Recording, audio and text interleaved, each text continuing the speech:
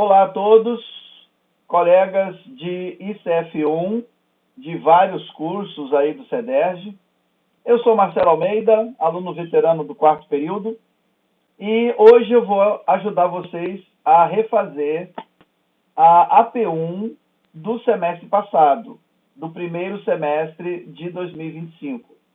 Então, seria interessante até apontar aqui alguns pontos críticos, alguns pulos do gato, não é? Então, vamos lá? Vamos começar? A prova é longa e senão a gente vai ficar aqui muito tempo. A primeira questão é sobre a mancha luminosa. Essa questão, ela não deveria ser tão difícil, porque vocês fazem um experimento em laboratório a respeito dessa questão. Então, ela não deveria ser um grande problema. Para melhorar mais ainda, todas as fórmulas estão na questão. Então, você não precisa se preocupar em decorar fórmulas. Se bem que é obrigação do aluno ter as fórmulas decoradas, né? Vai que você não tem. Então, é interessante ver como é que a questão começa, né? Ela está dizendo assim, lá no laboratório 1, né, na aula 1 do livro, propusemos o modelo de propagação da luz, o qual fizemos a hipótese que os raios propagavam em linha reta. Então, esse é o modelo da óptica, né, o modelo da física aqui envolvido.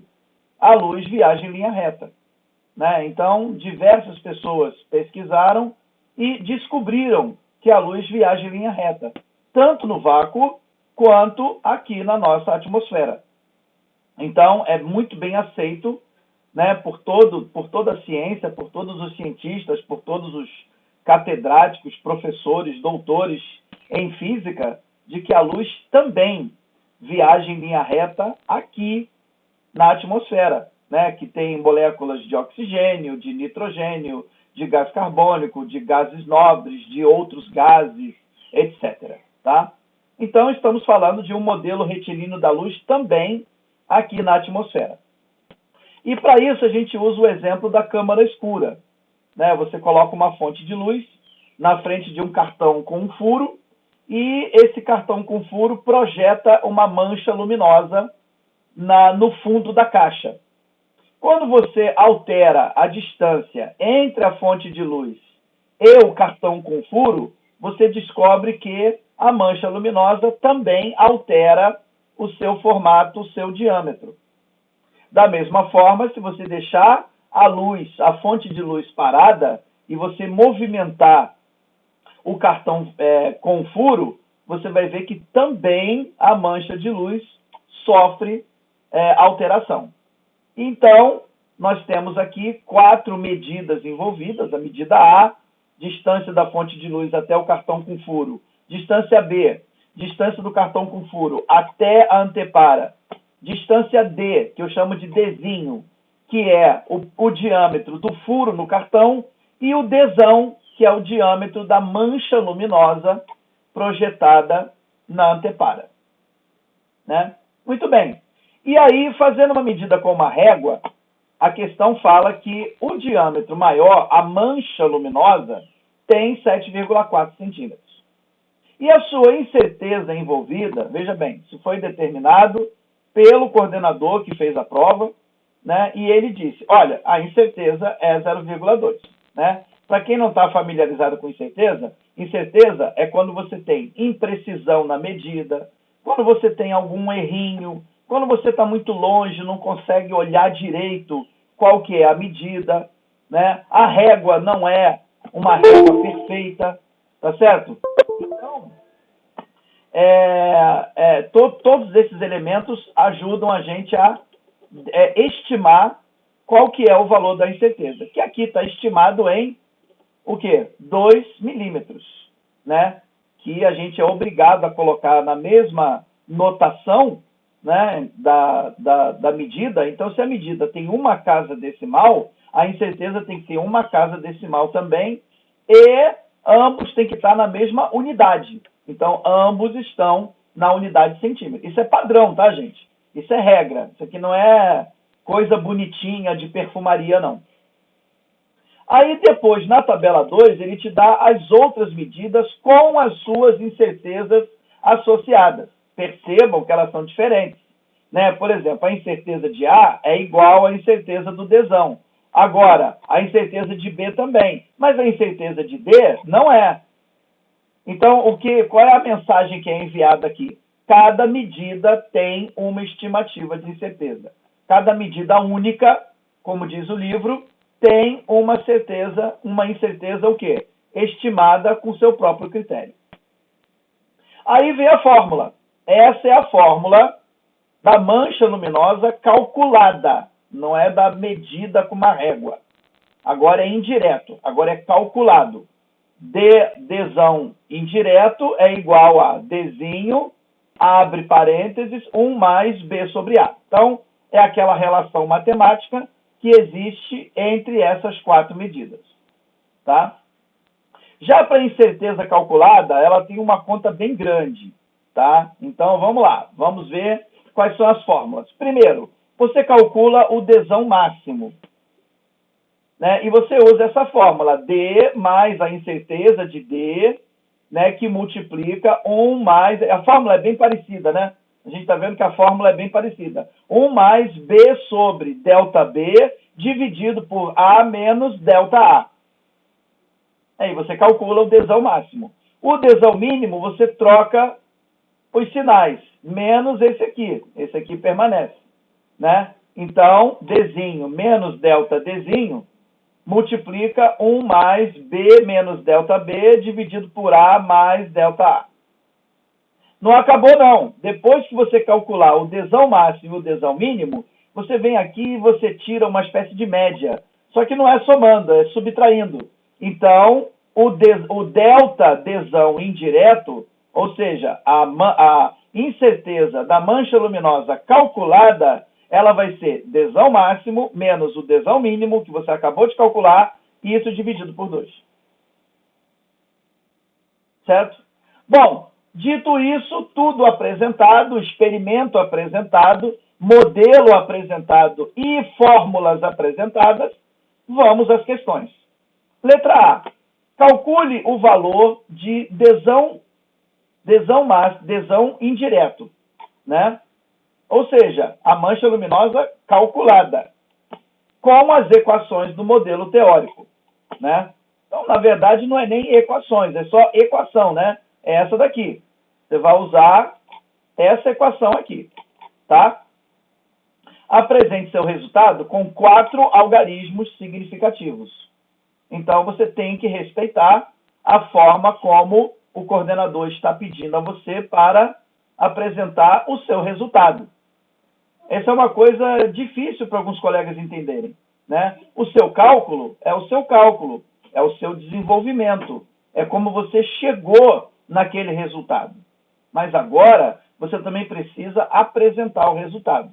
Eu recomendo, eu que sou um cara já mais velho, eu recomendo que você seja conservador, que você faça uma resposta por extenso, né? Então, se a pergunta é calcular o valor de Dzão indireto com as equações, apresente seu resultado com... Então, você vai escrever resposta, 2 pontos. O valor de Dzão indireto usando a fórmula do modelo é tanto, 4 algarismo significativo, centímetros. Porque você não pode esquecer da unidade. Se você esquecer da unidade, você vai perder ponto. Então, não adianta colocar centímetros depois do resultado que você calculou, não. Tem que escrever a resposta por extenso. Faz isso e você não vai ter problema. Aliás, ajuda até a pessoa que está corrigindo a sua prova não ter que ficar procurando o resultado. Então, vamos começar então respondendo aqui. Eu não tenho o gabarito dessa questão, né? Mas eu fiz no Excel. Tá? Eu faço tudo no Excel. Para evitar ficar usando papel, eu faço tudo no Excel. Tá? Então, tá aqui, eu trouxe a questão para cá. Beleza. Aplicando a fórmula do modelo teórico, você chega em... Vamos ver quanto que a gente chegou. Aqui vamos botar 3 casas decimais. Ó, chegamos em 7,602. Tá? Então, esse resultado é o que tem que aparecer na questão A. Tá? É o resultado. Ó, tá vendo a fórmula aqui?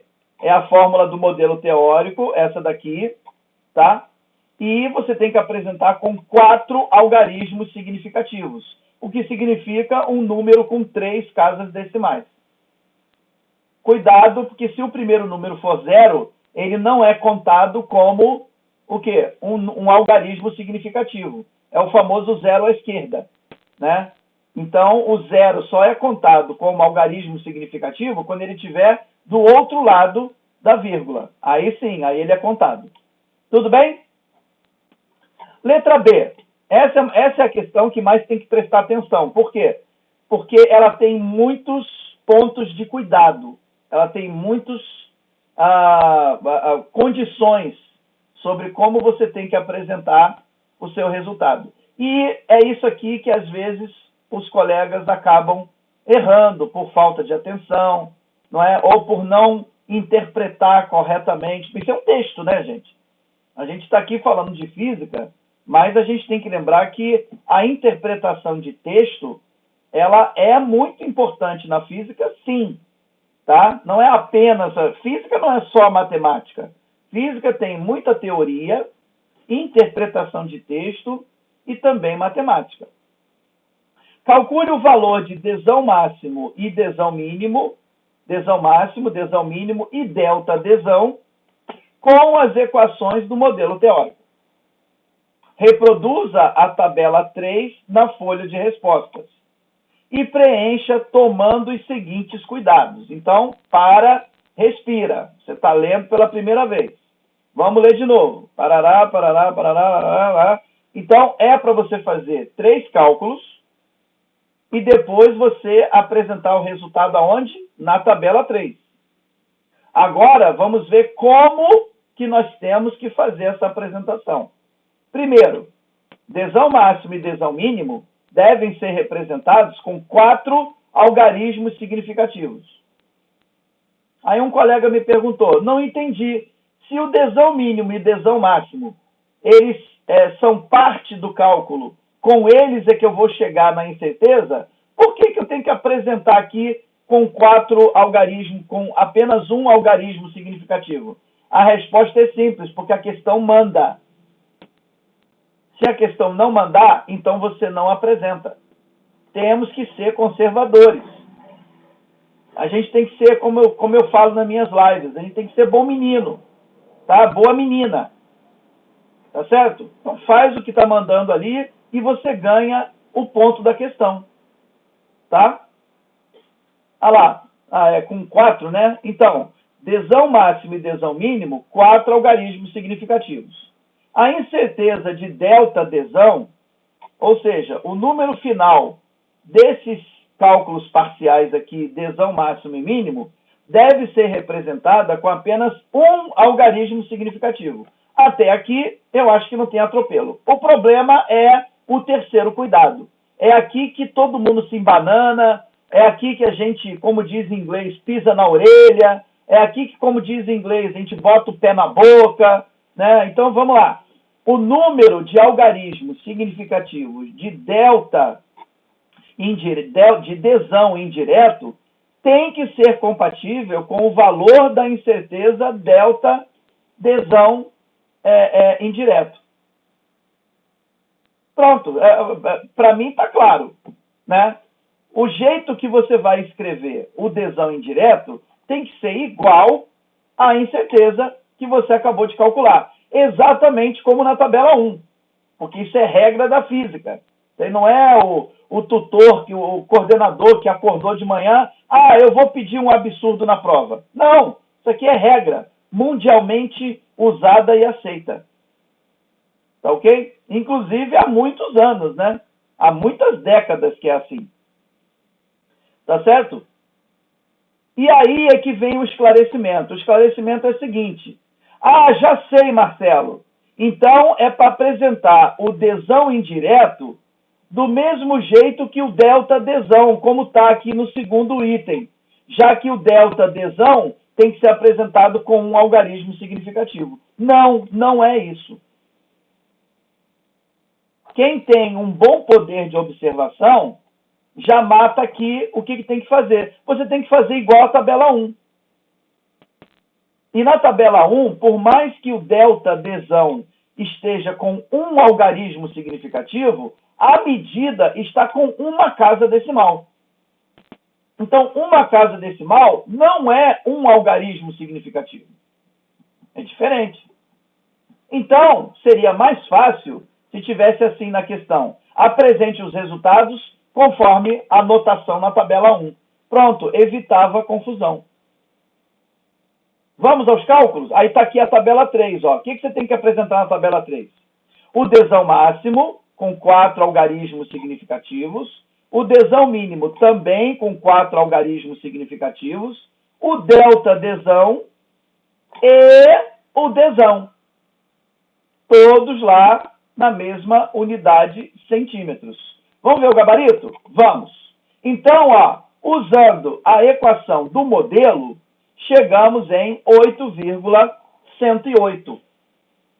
Então, você tem que botar lá na tabela 3, ó, escrevi aqui tabela 3, tá vendo?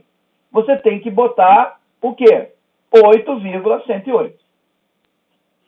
O Dzão mínimo, 7,116. Está aqui, ó, 4 algarismos significativos. Quando você vai calcular o delta Dzão, você descobre o resultado que você descobre 0,496. Eu posso apresentar esse resultado como está na calculadora? Não, eu não posso, porque eu sou obrigado a apresentar com um algarismo significativo. O problema é que o primeiro algarismo é 0, então ele não conta. Então vem o próximo.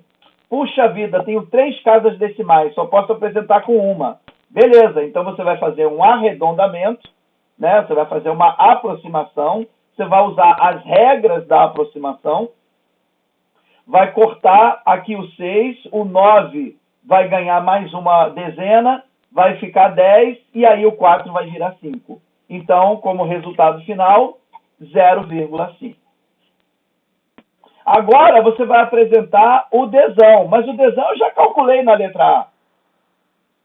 Eu já calculei, não precisa calcular de novo. Então, na letra A, você calculou. Na letra B, você apresenta. E como é que você tem que apresentar? Da mesma forma que o delta Dzão. Não é isso que está falando na questão? Beleza. Então, você apresenta com uma casa decimal. Prontinho. Olha lá, você respondeu corretamente a letra A e a letra B. Alguma dúvida? Não, né? Então vamos continuar. Letra C. Escreva o intervalo dos números reais I1 que representa a faixa de valores da medida direta do diâmetro da mancha luminosa. Ele até aponta aqui, tabela 1.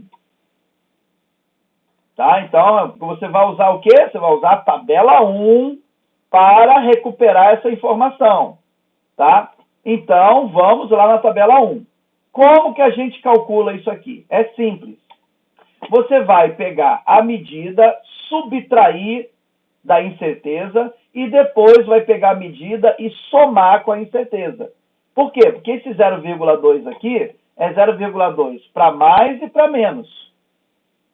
Então, você coloca aqui 7,4 menos 0,2 dá 7,2 e 7,4 mais 0,2 dá 7,6. Vamos ver no gabarito? Vamos. Ah lá. Tá lá, ó. I1. Vou até colocar um sinal de igual aqui. Pronto. Acho que assim fica melhor, né? Ai, caramba. Vou ter que botar do tipo texto. Pera aí, pessoal. Ao vivo é assim mesmo. Acho que agora vai. Pronto. Ah lá, acho que agora aqui ficou melhor. Então, estamos aqui dentro da teoria dos conjuntos, né? Então, vai ser o intervalo o quê? Entre 7,2 e 7,6. tá? Ah lá, esse é o I1. Pronto, conseguimos chegar separado por colchetes, conseguimos calcular o quê? A faixa de valores da medida direta. Vai de tanto a tanto. Tá vendo para que serve a incerteza? Para isso aqui, para estabelecer o quê? O intervalo. Agora vamos para a letra D. A letra D fala para você fazer a mesma coisa. Escreva o intervalo dos números reais I2, que representa a faixa de valores da medida indireta. Então, é da medida calculada. E aí, infelizmente, tem um erro na prova. Ele fala para você usar a tabela 2. Mas a tabela 2 é absurda, né? Com certeza, não é a tabela 2 que você vai usar para responder essa questão. É a tabela 3. Então, você vai usar a tabela 3. Vamos lá. Então, qual é a medida? 7,6. Né? Qual é a incerteza? Vai ser 0,5. Então, você diminui, né, subtrai de 7,6 e depois você soma. Você vai perceber que o desão máximo e desão mínimo já são essas medidas. Então, você pode achar esse resultado de duas formas. Ou você faz o cálculo aqui na cabeça rapidinho, ou você copia, né, daqui do desão máximo e mínimo. Então, quanto ficou o I2? Vai ser de 7,1 até 8,1. Ah lá, você faz a devida aproximação e você chega, então, em 7,1 a 8,1. Pronto, encontramos o intervalo da medida indireta, calculada. Porque na letra C é a faixa de valores o quê? Da medida direta. Aquela que a gente usou, o zoio e a régua. Muito bem, vamos continuar. Represente em um segmento de reta, use como padrão o segmento a seguir, reproduzindo-o no caderno de respostas. Os intervalos I1 e I2. Qual a interseção entre os intervalos I1 e I2? Então, você vai responder essa questão da seguinte forma. Pega o modelo que está na questão, faz a graduação dele, claro, dentro dos conjuntos, né? Você não vai fazer fora. Aqui a gente vê que o menor valor é 7,1 e o maior é 8,1, então faz a graduação na régua de 7,1 até o maior 8,1, coloca os intervalos aqui em cima, ah lá, coloca o I1 e o I2, aqui não precisa colocar isso não, se você quiser colocar só I1 e só I2 já tá bom, tá? E aí você descobre que a interseção entre esses dois conjuntos, ou seja, as faixas de valores que são comuns a ambos, é essa verdinha aqui, que é o conjunto I1 interseção com I2. Pronto, já respondeu a questão. Agora vem a pergunta de 1 milhão, né? Os resultados obtidos comprovam o modelo de propagação retilínea da luz? Justifique. Então, aqui você tem duas perguntas, tá? Você tem duas coisas para responder. A primeira, ela é simples. É só você falar sim ou não. Já a segunda, você tem que explicar com as suas palavras, tá? Então, preste atenção no resultado. O resultado é esse aqui. Esses resultados, quais resultados? Os resultados deste experimento comprovam o modelo retilíneo da luz. Então, você vai dizer que sim, está comprovado, né? O modelo, ele foi comprovado pelos resultados. O que você não pode é inverter. Você não pode dizer que o modelo comprova os resultados. Não, isso seria um grande erro. O modelo é a lei, tá? E os seus resultados do seu experimentozinho aqui são eles que comprovam o modelo e são eles que são compatíveis com o modelo. Você não pode inverter. Tá? Dito isso, aí você vai dizer por quê? Por quê? Porque há interseção entre as medidas direta e indireta. Não entendi, Marcelo. Qual medida é mais importante? Aquela que foi feita com a régua ou aquela que a gente usou a fórmula do modelo? Então, pessoal, ambas as medidas são mega importantes. Não tem hierarquia aqui não, tá? Se eu não tivesse interseção entre esses intervalos, aí eu ia estar preocupado, porque provavelmente eu teria errado em alguma coisa. Tá certo? Então, como há interseção entre os valores, então eu posso dizer que o modelo da física, da óptica, está comprovado nos resultados deste experimento. Tá? E não é geral, não.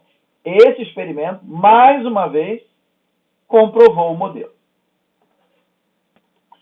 Vamos para a questão 2. A questão 2, ela é de verdadeiro e falso, tá? Mas ela tem brincadeira, tá? A brincadeira é o seguinte: se ela for falsa, se você encontrar uma proposição falsa, você terá que reescrevê-la.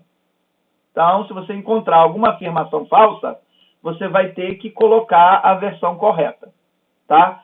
E não basta você só negar, tá? Isso aí é uma dica aí que alguns colegas aí que não estudaram o suficiente têm usado, né? Ah, eu vou só negar, então, a falsa e eu já vou estar acertando a questão. Não, você não vai estar. Tem uma das provas que o coordenador fala que não é suficiente negar simplesmente a afirmação falsa. Então, muito cuidado. Muito, mas muito cuidado mesmo, tá? E ela tem outro problema. Mesmo que você coloque verdadeiro, você vai ter que explicar um pouquinho mais, tá? Vai ter que, né, falar um pouco mais. Então, é uma questão que se torna o quê? Complexa, porque você precisa de um bom domínio da matéria que você estudou para responder todas corretamente. Vamos lá ver as respostas? Vamos. Então, está aqui a questão 2. Primeiro, o método científico é baseado em um conjunto de regras para desenvolver um experimento a fim de produzir novo conhecimento, bem como corrigir e integrar conhecimentos pré-existentes. Olha, pessoal, quem está fazendo o curso de engenharia de produção e engenharia meteorológica, também no primeiro período fez metodologia científica, tá? Na metodologia científica você aprende tudo isso, tá? Você aprende que a ciência ela tem método, não é? Que um relatório ele tem várias partes, que você precisa dizer exatamente como você fez o experimento, não adianta só colocar um resultado, né? Você não pode fazer um relatório de física e falar: comprovei que a luz não viaja em linha reta, que a luz faz curva. Você tem que explicar por quê. Que você subiu nas asas de um corvo e você voou até o arco-íris. Você vai ter que explicar, tá? Então, a ciência tem método. Na ciência, nós não usamos opiniões, tá? Diferentemente da política, que é toda baseada em opiniões, né? Tudo eu acho, é tudo conforme a minha visão, conforme a minha ótica e não sei o quê. Os caras têm um orgulho danado, né? Sendo que isso daí já foi estudado também, se chama empirismo, né? Então, mas os caras acham que isso aí é o máximo que existe, né? Mas nós que somos pessoas que prezam a ciência, não é bem assim. Você pode ter uma opinião sobre a física desde que ela esteja baseada, fundamentada em alguma coisa, e não apenas no seu grande desejo particular de querer que aquilo seja verdade. Tá? Então, essa afirmação está corretíssima. Tá? O método científico realmente envolve observação, formulação de hipóteses, experimentação, análise, conclusão e integração de novos conhecimentos com os existentes, permitindo validar ou refutar teorias. Fantástico! É isso aí que se baseia a ciência. Tá? A ciência ela é cumulativa e, de vez em quando, você descobre algo novo ou então você acaba descobrindo que não. Aquilo que é ensinado há tanto tempo, na verdade, não é bem assim. Então, por exemplo, a teoria da relatividade de Einstein, ele formulou ela 40 anos antes dela ser comprovada. Ele formulou, né? Ele compartilhou com a comunidade científica, todo mundo ficou, nossa, que teoria interessante, mas ela ainda não tinha sido testada. 40 anos depois, o cara até já morreu, e aí a teoria dele foi comprovada. A teoria da relatividade hoje, ela é comprovada, tá? Sugiro vocês lerem um pouquinho, que é uma leitura muito interessante. Vamos para a proposição 2.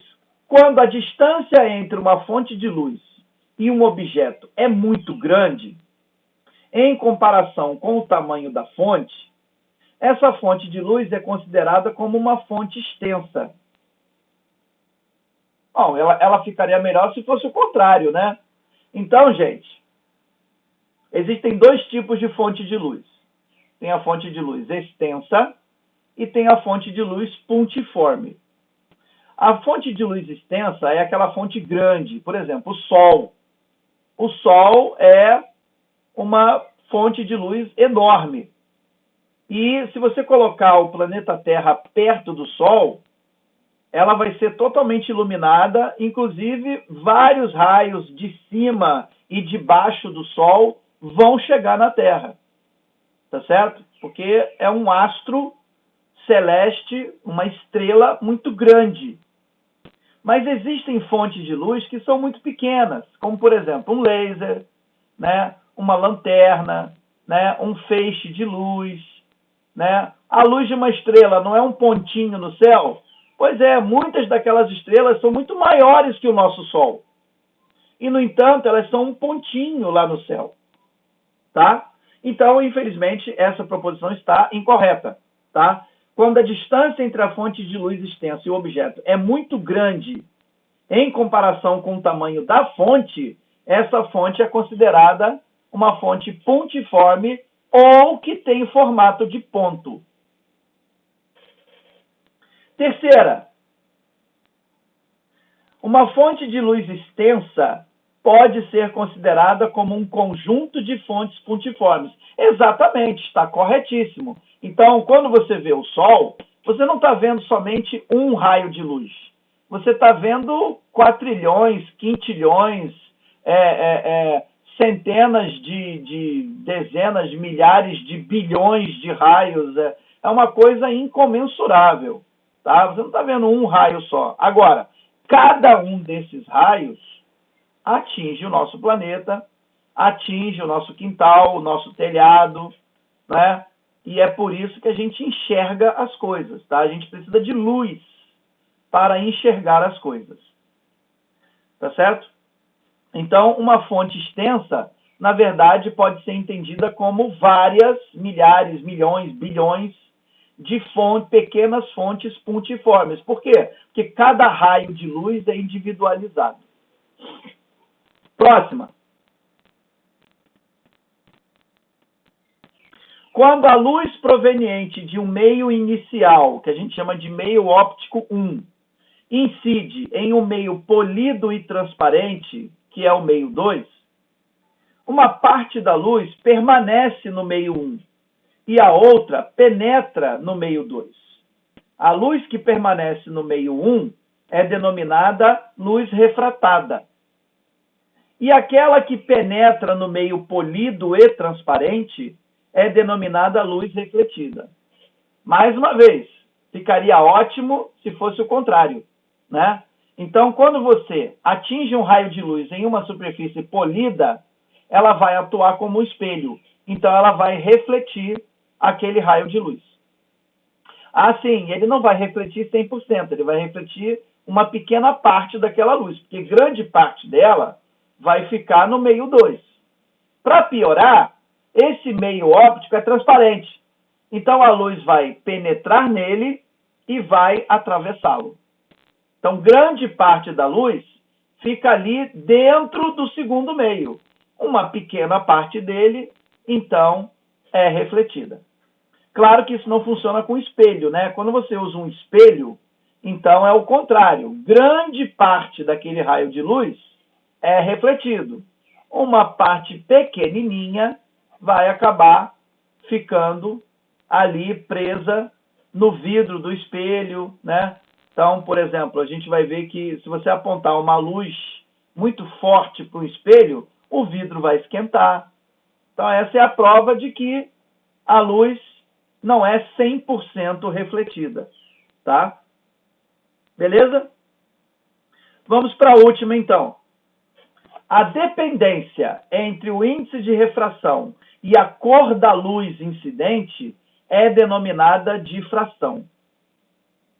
Então, essa é uma questão que pega muito, os colegas têm que estudar bastante, entender esses conceitos para que possam dar uma resposta correta, tá? Não, o fenômeno não é difração, o fenômeno é dispersão. Então, nós estamos falando aqui do prisma que decompõe a luz branca naquelas lindas cores do arco-íris. Você coloca um determinado ângulo de incidência, o prisma em uma determinada posição. Quando isso acontece, a luz branca é decomposta nas luzes do arco-íris. Legal. Mas você está entrando com a luz branca com um mesmo ângulo. Como é que eu estou saindo com ângulos diferentes? A explicação é simples. Na verdade, o índice de refração ele não é único para todas as cores. Ele tem pequeninas variações. E assim, mesmo em um mesmo ângulo, você vai ter a luz decomposta em diferentes ângulos. Por isso que a gente consegue enxergar. O nome desse fenômeno é dispersão. É quando você consegue, né, decompor a luz nas cores do arco-íris. Certo? Vamos para a questão 3? Vamos lá. Eita ferro! Questão de gráfico, questão de plano cartesiano. Ah, meu pai! Vamos lá. Para essa questão, solicite folha de gráfico ao fiscal. Cuidado, pessoal. Esse gráfico, talvez você não consiga pegar outra folha, tá?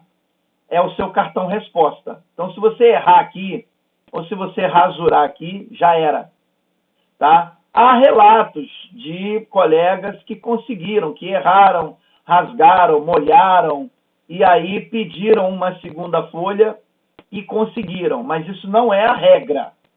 Então, eu recomendo que vocês façam isso no rascunho. Façam no rascunho, tá certo?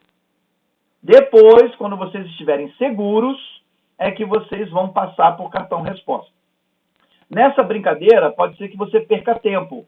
Então, o ideal é você fazer uma simulação em casa. Faz uma simulação, verifica o tempo da prova. O tempo da prova geralmente gira em torno de 2 horas. Então, 2 horas e meia, tá? Então, faça a sua prova em 2 horas e meia, em 2 horas, separando a última meia hora só para preencher o cartão resposta. A figura abaixo é uma fotografia estroboscópica de uma esfera de aço que foi arremessada de uma plataforma com velocidade instantânea horizontal V0. A luz estroboscópica acendia e apagava em intervalos de 0,1 segundo. Na figura, o menor quadrado tem lado igual a 0,1 metro, ou 10 centímetros. Não é? Beleza? Letra A, vamos ver a figura. Parece, sabe o que está parecendo isso aqui? Parece uma figura de um lançamento horizontal. Tá? O nome desse experimento aqui é lançamento horizontal. Você tem um objeto que está elevado em relação ao solo, você dá um peteleco nele, como se desse um peteleco numa bolinha em cima da mesa, e ela cai, mas ela não cai próximo à mesa, ela cai distante. Então, ela descreve uma trajetória elipsoide, né? Ou seja, em formato de elipse. Não chega nem a ser um formato parabólico, é um formato de elipse, não é?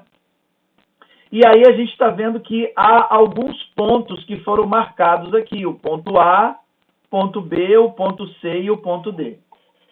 Tá? Tá aqui o eixo X e o eixo Y, eles estão marcados em metros, não é? Então, cada caixinha dessa aqui está marcada com 0,1.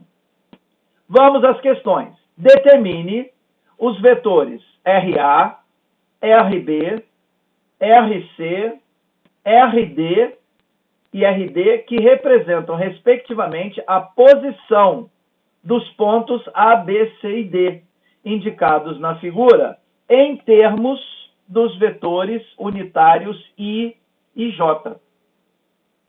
Então, aqui pode parecer que não, mas tem um trabalho duplo, tá? Primeiro, esclarecendo, o que a questão está pedindo é para você determinar, né? Determinar significa calcular.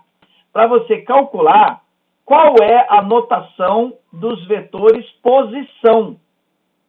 Tá? Você tem pontos aí isolados e o que a questão está pedindo é o vetor posição. O vetor posição ele tem regra.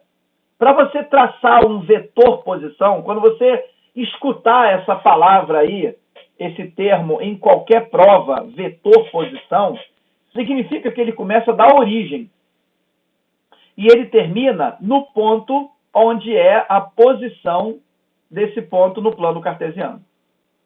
Então, vou mostrar a vocês como é que ficou desenhado. Tá? Vocês podem desenhar ou não. Eu acho que é melhor desenhar. Aqui, ó. Ficou assim, ó. Olha lá. Todos saindo da origem. O vetor A determinado pelo RA. O vetor B determinado pelo RB. O vetor C determinado pelo RC. E o vetor D determinado pelo RD. Tudo bem? Olha lá. Só que não acabou, não. Agora você precisa contar os quadradinhos para você determinar na notação vetorial, ou seja, em formato de I e de J. Quem são os I's e os J? São as componentes do vetor. Então, o RA, eu vou contar 7 casinhas. Ó. 1, 2, 3, 4, 5, 6, 7. Olha lá, olha o RA aqui. O RA vai ser 0,7. Então, eu coloco 0,7 I. Agora, eu vou contar o Y, que é o J. Então, vamos lá, vamos contar o J aqui. 1, 2, 3, 4, 5, 6, 7, 8, 9, 10 e 11. Então, vai ser 1,1 metros, porque você contou quadradinhos, mas você tem que estar esquecendo da cota. O que é a cota? Cada tamanho de quadradinho do gráfico representa, no mundo real, uma distância. Então, cada quadradinho aqui tem 10 centímetros. No mundo real, né, esses 11 quadradinhos, você vai somar e vai dar 1,1 metros. Não pode esquecer da unidade. Então, você tem que botar RA igual 0,7 I. Esse I tem acento circunflexo, você não pode esquecer. Mais 1,1 J, que representa o Y, também tem um acento circunflexo maluco lá em cima dele, e a unidade metros. Não pode esquecer. Vamos ver o B. Aí você conta o B. Vai dar 0,8. E aqui, que está o 11, vai ser o 10. Então, 0,8i, 1,0 J. O RC vai dar, você vai contar 11 no X e 6 no Y. Então, vai dar 1,1i, 0,6 J. Perceberam aqui que uma pequena falta de atenção e você estraga o bolo todo. Tá? É assim, a gente está cursando uma disciplina de ciências exatas. Então, todas as respostas são exatas. Você vacilou numa vírgula, num sinal, esqueceu uma unidade, acabou. Você vai perder ponto naquela questão. Tá?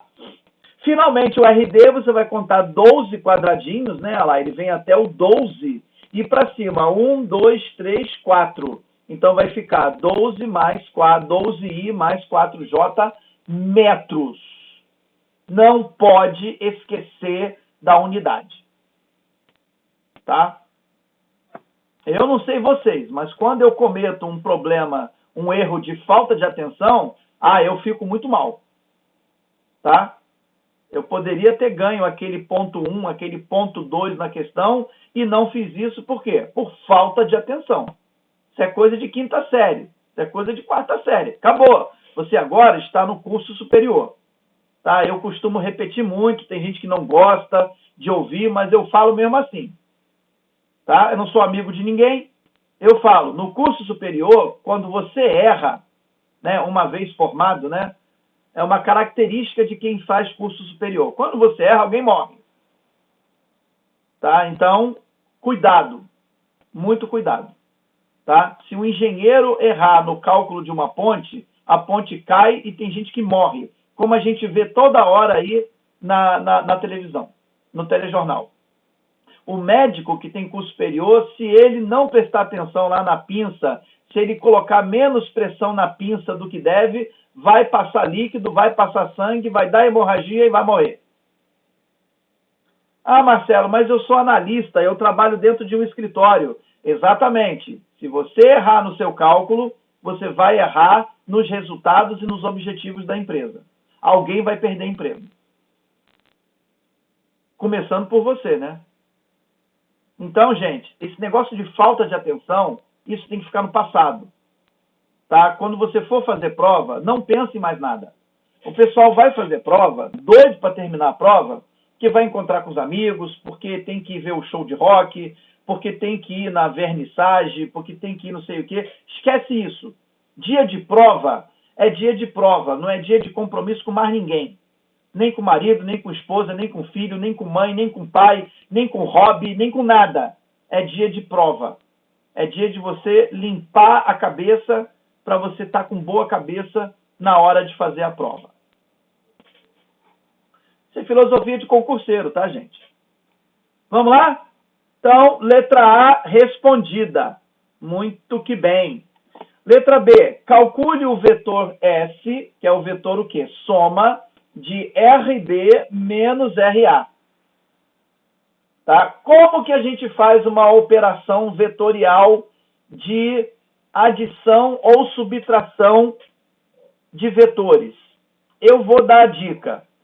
É o seguinte, tanto faz ser adição quanto subtração, na verdade é adição. Tá? Isso aí é uma coisa que pouca gente ensina, né? É tudo adição. Você vai sempre utilizar o sinal de mais e você vai sempre utilizar a mesma forma de encontrar o seu vetor resultante. Tá? O que muda é que esse menos RA aqui, na verdade, não é um vetor negativo, né? Eu acho que isso não existe. O que existe, sabe o que é? É um vetor oposto. Então, é o vetor A, porém desenhado ao contrário. Tá certo? Então, vamos lá voltar no nosso gabarito, tá? Eu tenho que fazer uma soma vetorial do RA com o RB, né? O que acontece?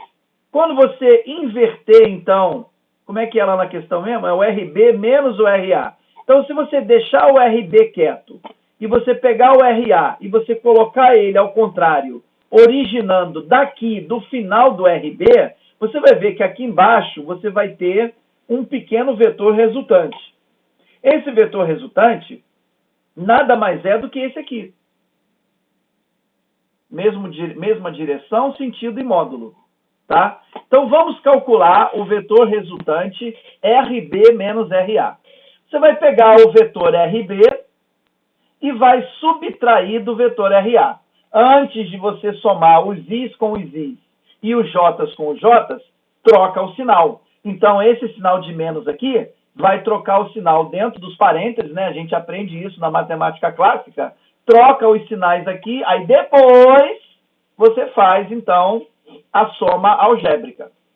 Então, 0,7, que é positivo, vira negativo, e o 1,1, que era positivo, se torna o quê? Negativo. Agora, você soma os Is e os Js.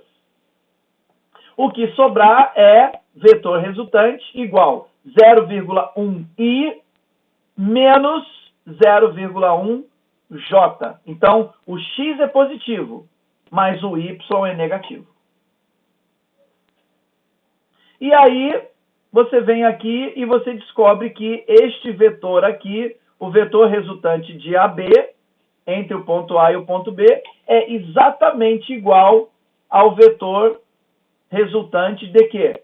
Ao vetor resultante da soma vetorial de RB menos RA. Certo? Pronto, você já calculou. Letra C. Determine o vetor deslocamento DAB entre os pontos AB. Então, ele está mandando você desenhar um vetor entre o ponto A e o ponto B. Em termos dos vetores unitários I e J. Então, você tem que escrever na prova aquela brincadeira DAB igual a tantos I mais tantos J. Você tem que escrever ali, tá? Qual a relação entre os vetores DAB e o vetor resultante F? Ele está mandando você fazer uma comparação. Então, você observe os dois e tire uma conclusão. Na física, trabalhamos muito com essa questão de conclusão. Tá? Então, não basta você fazer um experimento. Você tem que fazer uma observação, tirar medida, montar tabela, gerar gráfico, tirar conclusão. Todo experimento de física é assim. Tá? Então, acostumem-se a tirar conclusões das coisas. Tá? Ok? Então, a gente não vê um amigo brigando com outro amigo, a gente já não diz, ó, você tá certo e você tá errado? Pois é. Você foi lá e você furou o olho dele e você pegou a namorada dele. Pois é. Você tirou uma conclusão. Você observou, você viu que um foi talarico, que o outro foi corno, o corno quer brigar com o talarico fala que não foi ele, que o outro tá maluco, e aí você que tá de fora, vai, não, peraí. O talarico é ele. O corno é ele. Então, peraí. Ser talarico é errado. Né? Só na nossa sociedade brasileira que ser corno é errado. Entendeu? O corno, geralmente, coitado, aconteceu, ele nem ficou sabendo de nada. Então, você toma partido, você tira uma conclusão, fala, você talarico, você está errado. Tá? Você que é o safado da história. Tá? Então, tira uma conclusão e coloca aqui. Vamos lá ver. Olha lá, ó. Aqui, ó, letra C. Ó, calculamos, então, na letra B a resultante. Na letra C, vamos traçar o DAB. Traçamos, está aqui, beleza, bonitinho, não é? E nós também, né, traçamos o S, que, na verdade, não está pedindo para traçar, né? Aí, o que você descobre? Você descobre que o vetor, né, resultante entre os pontos AB, na verdade, é o RB menos o RA, que é igual ao resultado aqui de cima, 0,1 I menos 0,1 J. Então, o DAB é igual ao S. Essa é a conclusão. São vetores iguais. Ah, Marcelo, mas eles não estão traçados no mesmo lugar. Para ser vetores iguais, não precisa estarem traçados no mesmo lugar, tipo um em cima do outro. Se eles tiverem mesma direção, mesmo sentido e mesmo módulo, eles, então, são chamados de iguais. Tá? Então, um vetor trepado em cima do outro, obviamente que vai ser igual. Agora, se eu chegar um para o lado, eles também, né, você vai poder comparar, vai ver que são iguaizinhos, então eles também podem ser chamados de vetores iguais. Letra D. Determine o vetor deslocamento DCD entre os pontos C e D, em termos dos vetores unitários I e J. Então, vamos lá, vamos fazer agora o DCD. Está aqui, ó. Olha lá, traça um vetor do ponto C até o ponto D. Está aqui. Tá? Então, você faz a soma, a subtração vetorial, que na verdade é uma soma, muda os sinais, soma os I's e os J's, olha lá, 0,1 I menos 0,2 J. Exatamente o que está aqui. Anda uma casinha para a direita e duas casinhas para baixo. Por quê? Porque é o sentido negativo de Y. A última. Determine o vetor RF, que representa a posição final em que a esfera atinge o solo, em termos dos vetores unitários I e J. Olha, até que essa questão foi fácil, hein? Tá? Então, o que é vetor posição? Sai da origem. Traça um vetor da origem até o último ponto. Olha lá. Beleza, olha lá. Origem, pá, tá aqui. Tá? Beleza? Observando o gráfico, a esfera atinge o solo em y igual a 0 e x igual a 1,4 metros. Então, você está pronto para montar o quê? A notação vetorial. O vetor RF, que é o vetor posição do ponto F, ele, né, final, né, não é nem do ponto F, é da chegada final, né? Vai ser 1,4x mais 0y. Então, pode cortar o zero, vai ficar 1,4i metros. Não pode esquecer do acento circunflexo em cima do i e da medida. Perdão, da unidade. Não pode esquecer. Tudo bem? Até que essa foi tranquilona, hein? Pô, beleza. Tá? Show de bola.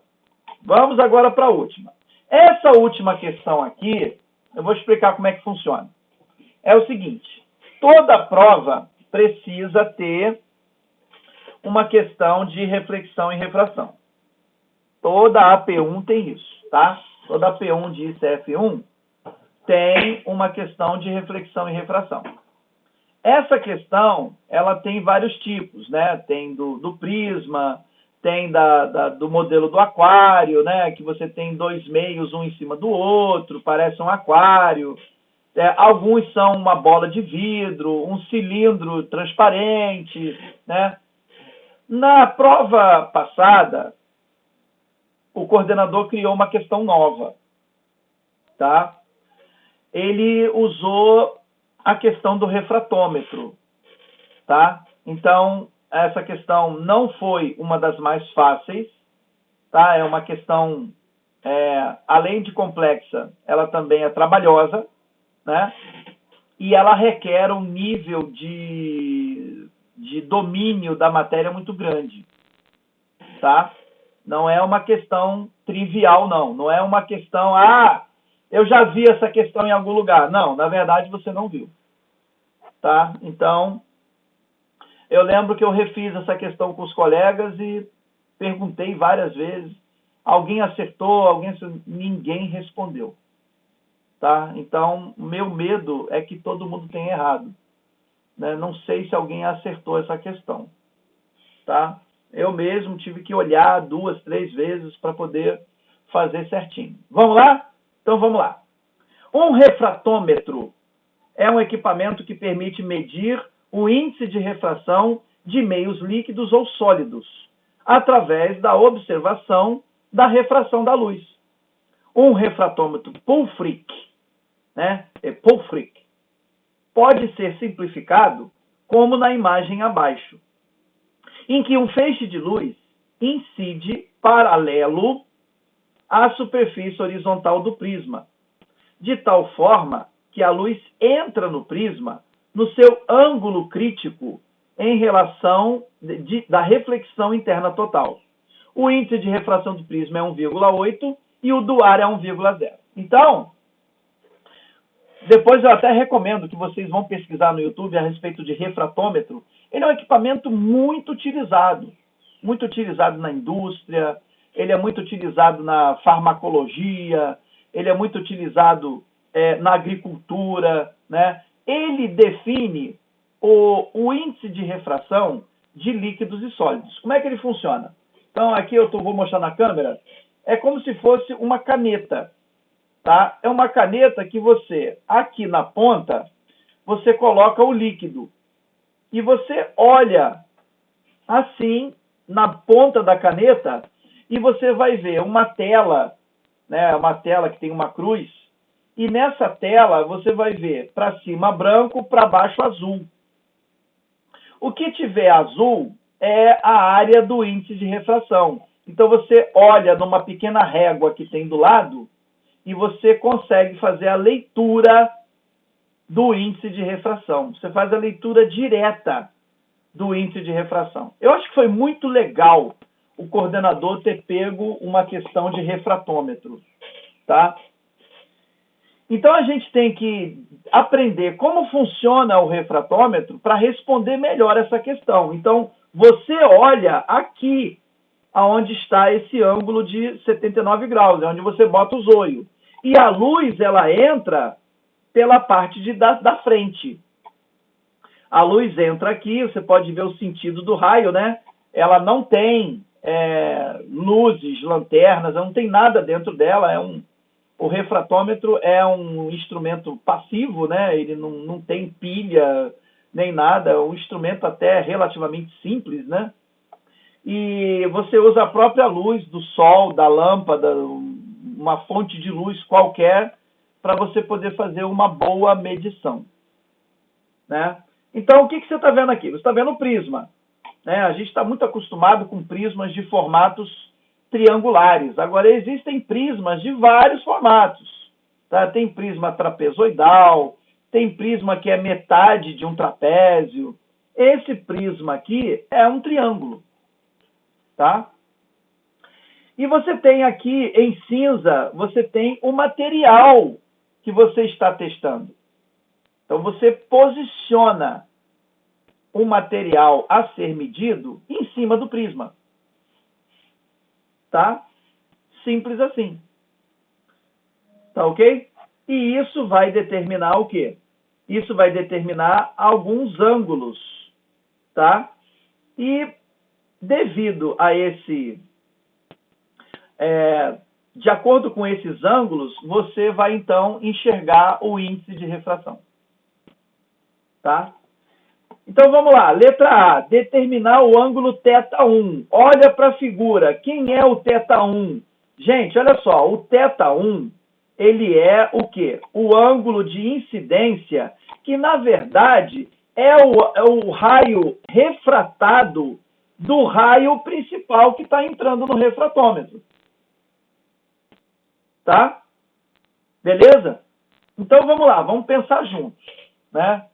Poxa, peraí, mas esse ângulo θ1, qual é a relação dele com θ2, hein? E aí, gente? Olha bem, como é que a gente pode fazer alguma observação aqui a respeito desse ângulo aqui?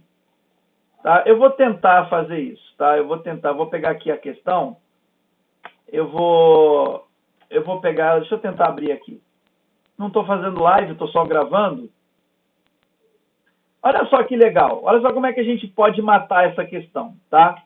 Então, beleza. Eu estou aqui com θ1, né? Através de uma técnica chamada semelhança de triângulos, tá? Esse ângulo aqui vai ser vermelho e esse ângulo aqui vai ser azulzinho.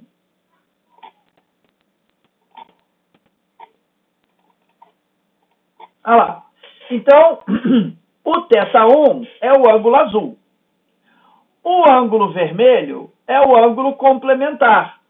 Então, eu já sei que θ1 mais o θ vermelho dá quanto? Dá 90 graus. Não é? É isso? É. Aí, pessoal, o que acontece? Esse ângulo aqui, o ângulo θ2, que o ângulo θ2, ele é o ângulo que de refração do raio principal, né, do raio incidente lá em cima, né? Vocês estão vendo a distância aqui, o sentido do raio? Beleza. Então, olha só. Deixa eu fazer aqui, peraí. Não é assim não. É assim? É. Aqui, ó. Pronto. Então, agora eu vou pintar de vermelho. Pela regra da semelhança de triângulos, esses ângulos são iguais. Ora, se esse ângulo é igual, então, né, se esses ângulos vermelhos são iguais, pela regra da semelhança de triângulos, né, então esse ângulo aqui vai acabar sendo igual a quê? A esse aqui. E quem é o θ2, hein? Quem é o θ2? Ó, θ2 mais θ azul é igual a 90 graus também. Vocês estão vendo? Que complicado para eu chegar nesse θ1, porque eu sei que esse ângulo de refração vale 90 graus. Mas como é que eu vou calcular o θ2? Né? É estranho. Não é, pessoal? Olha lá. Aqui, ó. Aqui é 90 graus. Parece que meu ângulo de incidência vale 90 graus. E agora, como é que a gente faz? Na verdade, você vai utilizar uma técnica muito bacana para resolver essa questão. Você vai fazer de trás para frente, tá? Você vai fingir que, na verdade, você não tem, tá? Você não tem essas setas aqui.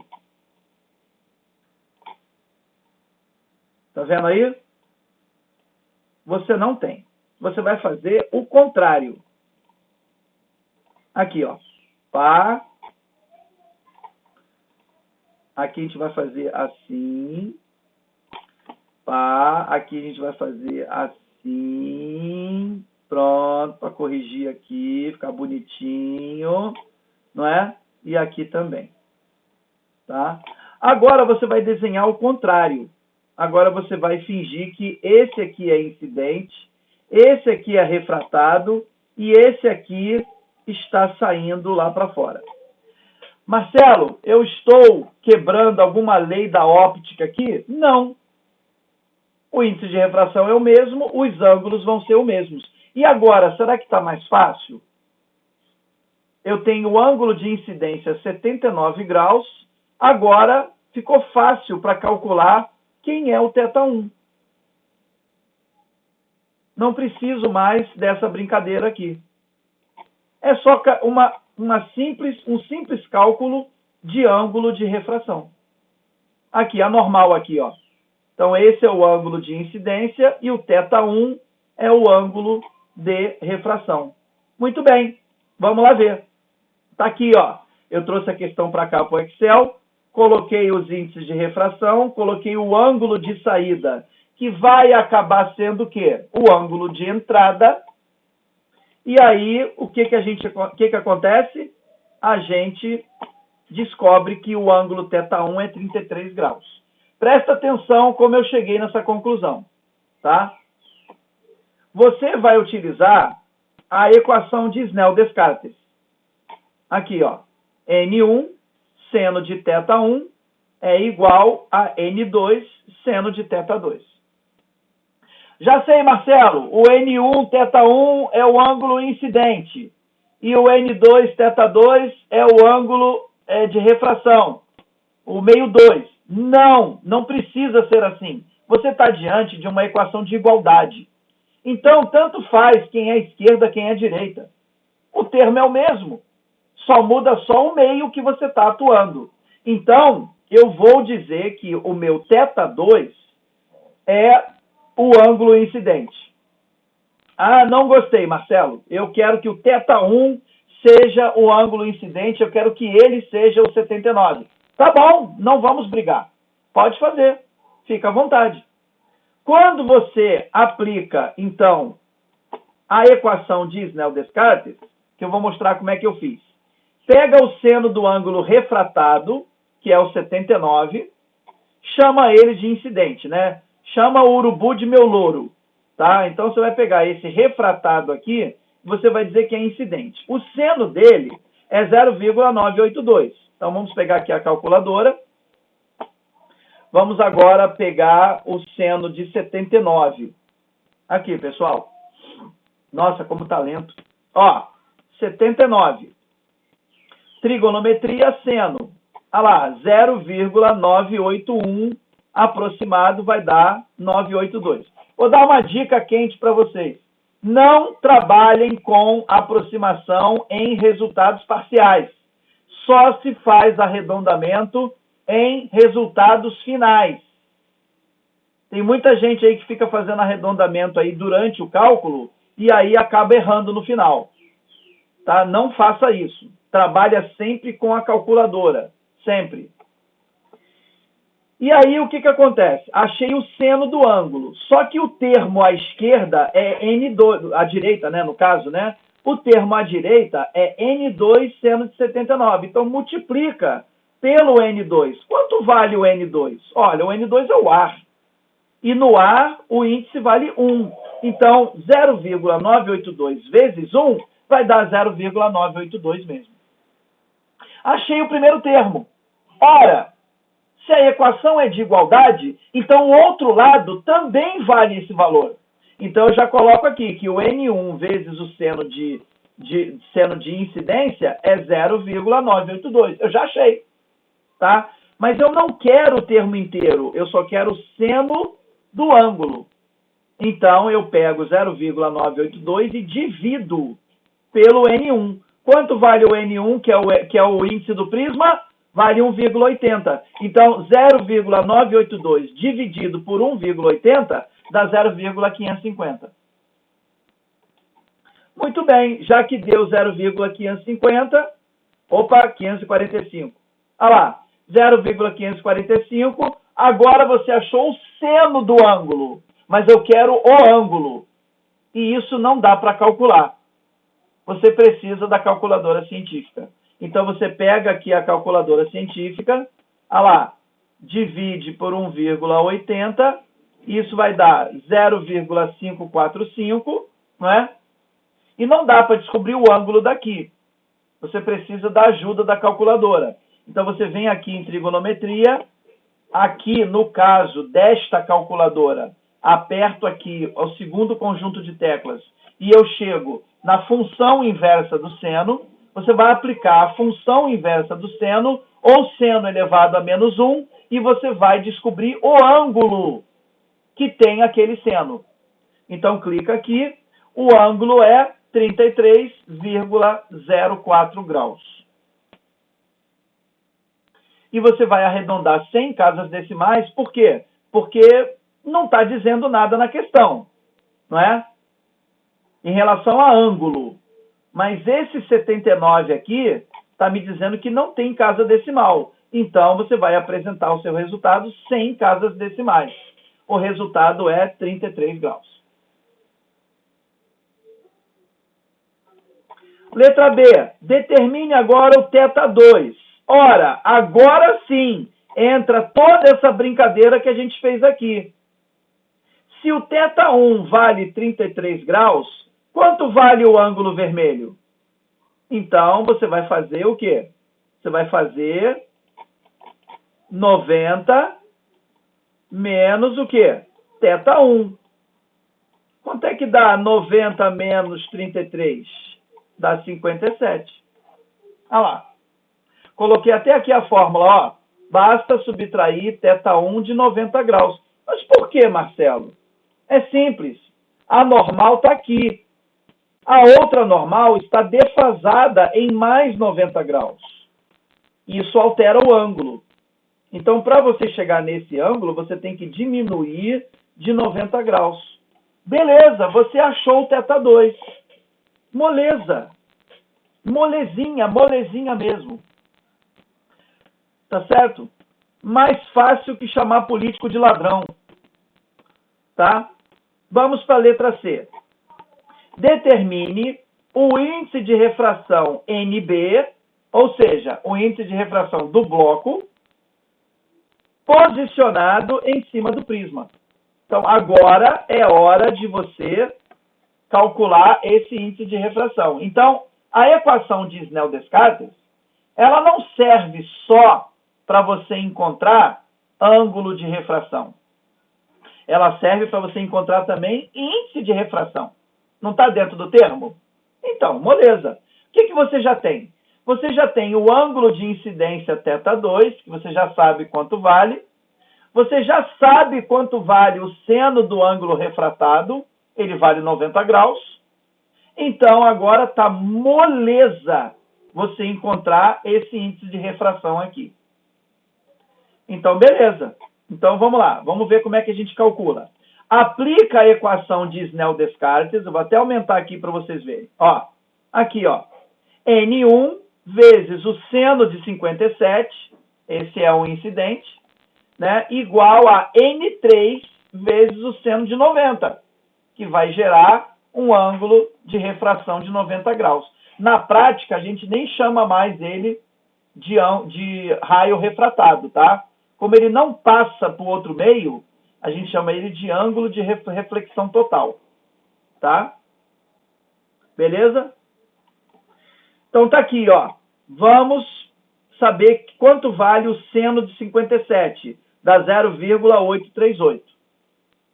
Mas para você chegar no termo à esquerda, você tem que multiplicar por N1. Quanto vale o N1? Quanto é que vale o N1 mesmo? Hein? É o que está no prisma. Então, ele vale 1,80. Então, 0,838 vezes 1,80, que é o termo à esquerda, dá 1,509. Ora, achei o termo à esquerda. Já achei. Vale 1,509. Agora eu vou achar o termo à direita, mas eu já sei. Ele vale 1,509. Então, você vai tirar fora quem é o seno do ângulo refratado. Quanto vale o seno de 90? Vale 1. Então, eu já tenho o seno do ângulo refratado. Só me falta o quê? O N3. O N do bloco. Né? Eu não consegui achar um B, por isso que eu coloquei 3 aqui. Tá? Deixa eu ver. Eu poderia até, sei lá, colocar alguma coisa aqui assim, ó. N3 igual a interrogação, entendeu? Mas não, deixa como tá aí que tá legal, tá? Ah lá, não, já faz parte já da letra C. Não, nada de perfumaria. Então, o que eu vou fazer? Eu vou dividir, né? Aqui tá multiplicando, né? Eu vou dividir o seno,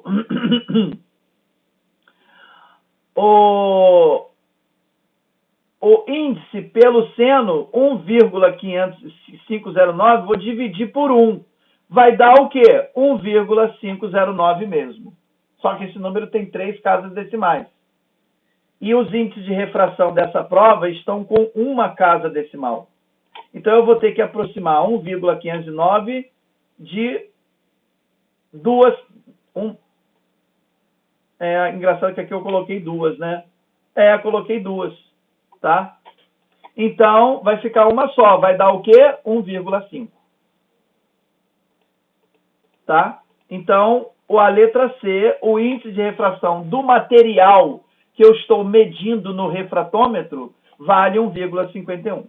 Vamos para a última questão, a última letra da questão e última questão da prova.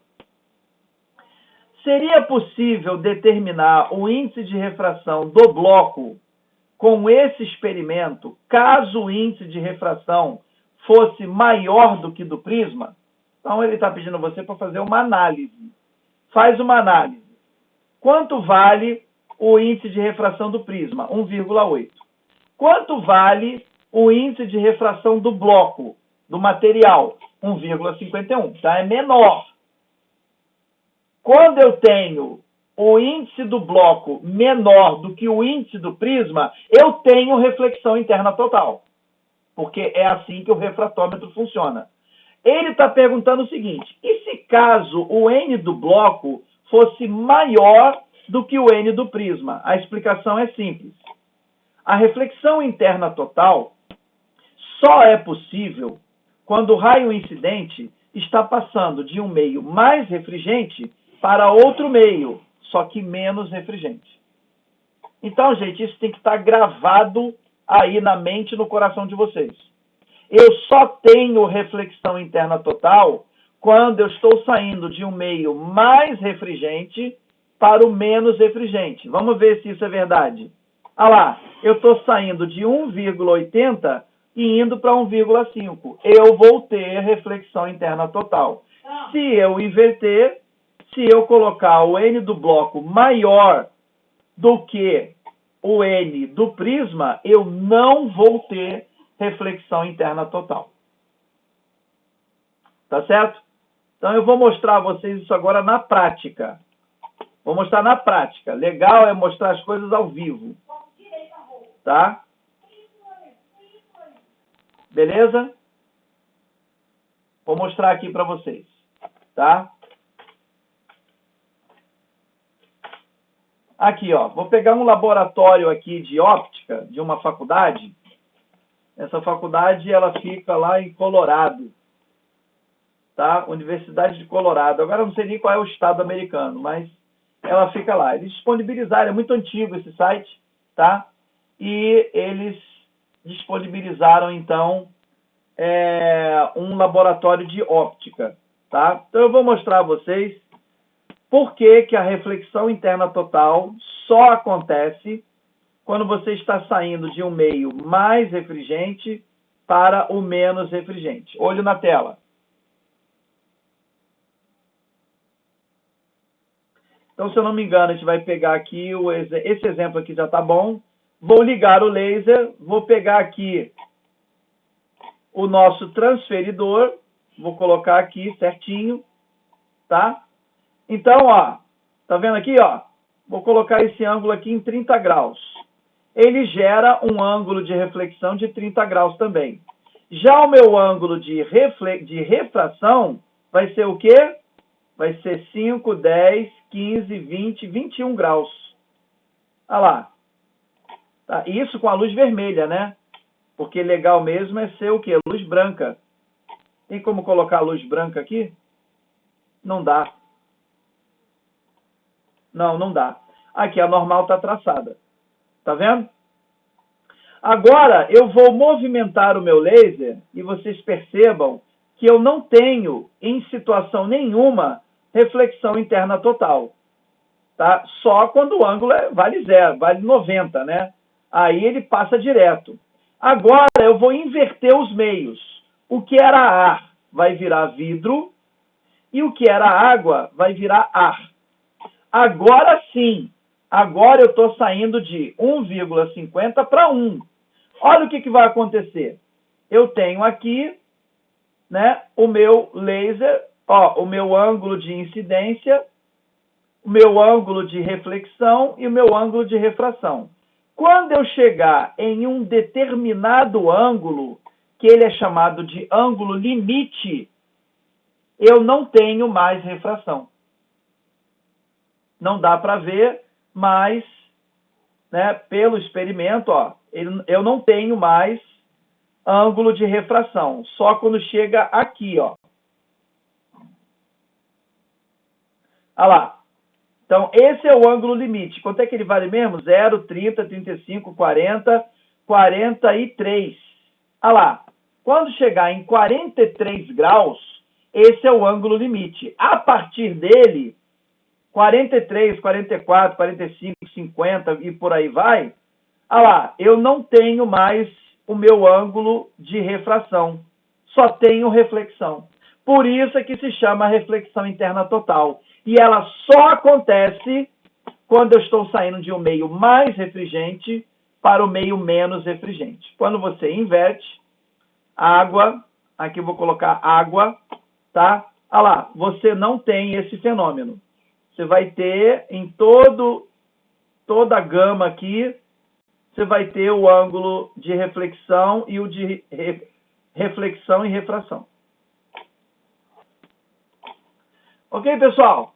Então é isso. Terminamos aqui a questão. Terminamos aqui com resposta. Você tem que escrever a resposta, né? Não, pois não ocorreria a reflexão total ou reflexão interna total. É a mesma coisa, tá? E aí você respondeu de boa. Esse gabarito já está no Drive, ok? E vocês podem baixar ele lá com essas fórmulas, com essas explicações aqui. E fechamos. É isso aí, pessoal. Até a próxima live, quando a gente vai refazer uma AP1 anterior completa. Valeu!